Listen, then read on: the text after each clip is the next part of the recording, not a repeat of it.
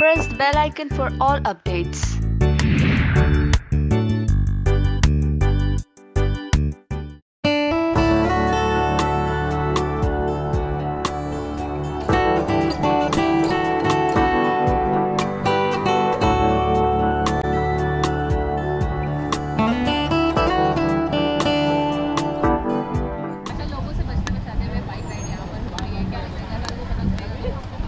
चलेगा तो फिर चल ही जाएगा, मतलब क्या 2-4 पड़ जाएंगे, शायद घर में बंद हो जाऊँ या शायद ये बंद हो जाए। मेरे पापा इसको जेल में भी डाल सकते हैं, कुछ भी हो सकता है, पर फिर भी रिस्क तो लेना पड़ता है ना कुछ करने के लिए।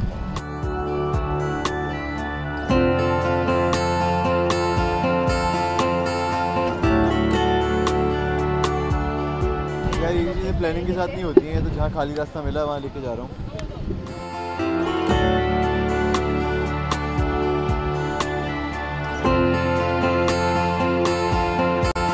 कोई ना, हो जाता है, हम दोनों का फर्स्ट टाइम है, वो पहली बार। बहुत है ना यार, तो सामने दिखा नहीं, गड्ढे वड्ढे दिखे।